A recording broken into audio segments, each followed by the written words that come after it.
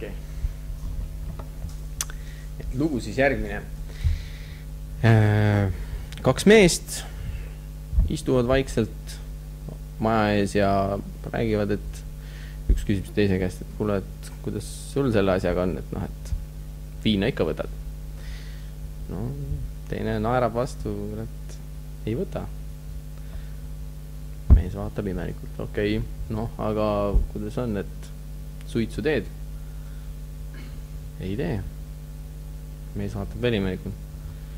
Kurat, siis ei saa juba aru enam, küsib, et no aga naistes ikka käid või midagi.